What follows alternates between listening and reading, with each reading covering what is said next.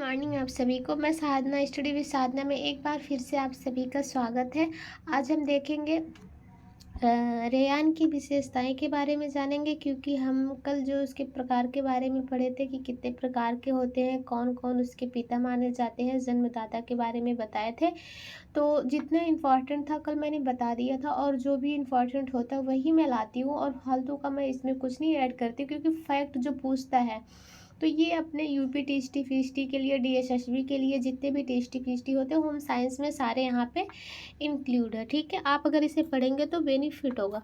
अब देखते हैं हम रासायनिक विशेषता, रेयॉन के विशेषताओं के बारे में। ये दो प्रकार के होते हैं, एक होता है भौतिक विशेषता, एक होता है रासायनिक विशेषता। ठीक है, क्या होता है, एक होता है भौतिक विशेषता और दूसरा रासायनिक विशेषता। तो हम क्या करेंगे, पहले भौतिक विशेषता के बारे में जानेंगे कि भौतिक विशेषताएं क्या होती है, फिर उसके बाद से रासायनिक विशेषताओं के बारे में जानेंगे। ठीक है, अब पहले देखते हैं क्या हुआ।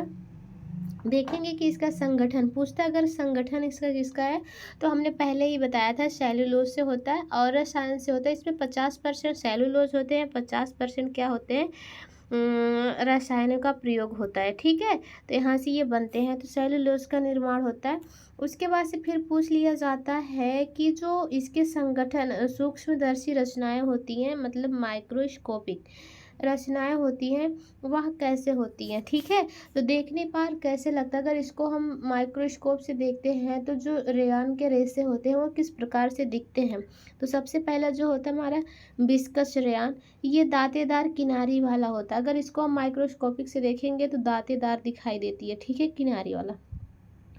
कुम्प्रामोनियम कैसे दिखाई देता है, कुम्प्रामोनियम महीन, चिकना, छड़ी नुमा, चमकदार। ये छड़ी नुमा दिखाई देता है और महीन, चिकना। ठीक है, नाइट्रोसेलुलोज कैसे दिखाई देता है, ये भी चिकना दिखाई देता है और छड़ी नुमा दिखाई देता है। ठीक है, एसीटेट रेयॉन, ये चमक लंबाई में क्या होता है, गहरी खां क्या होता है, चमक लंबाई में गहरी खांस होती है। तो ये हमारा हो गया माइक्रोस्कोपिक रचना। अब देखते हैं कि इसकी लंबाई।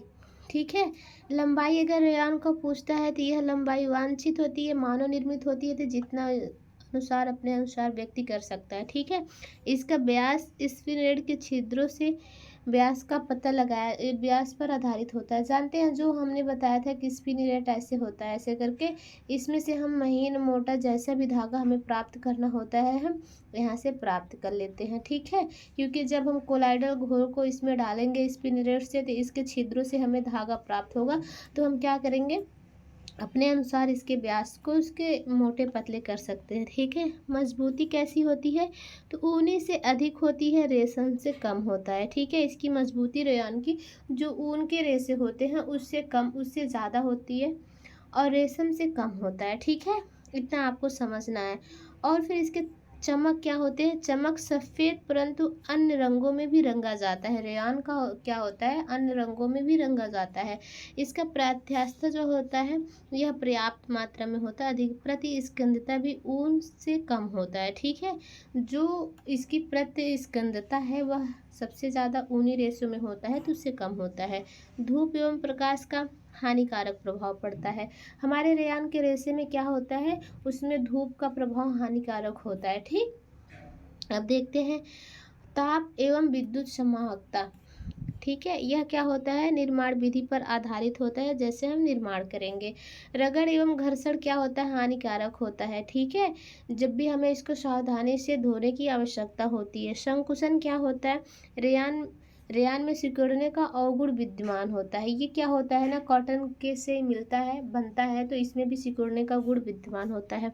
सफाई एवं धुलाई, रेयान की सतह काफ़ी चिकनी एवं चमकदार होती है, इसीलिए इस पर क्या होते हैं, इस पर धूल कर गंदगी क्या होते हैं आदि फिसल कर नीचे गिर जाते हैं। सफाई एवं क्या होते हैं, इसकी अतिरिक्त सतर्कता से करना चाहिए, मैंने पहले भी बता दिया।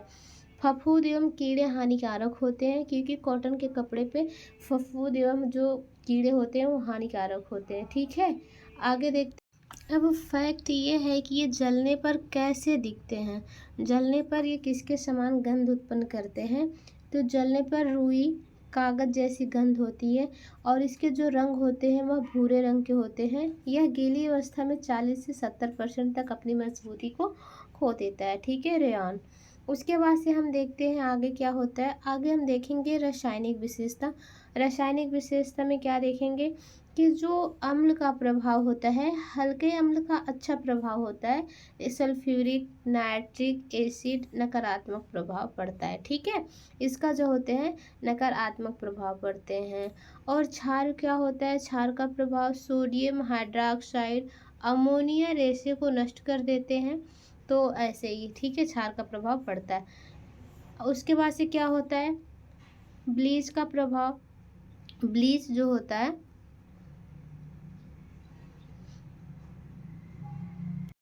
ब्लीच का प्रयोग, हल्के ब्लीच का प्रयोग करना चाहिए। Sodium hypochlorite hydrogen peroxide का प्रयोग करना चाहिए, ठीक है।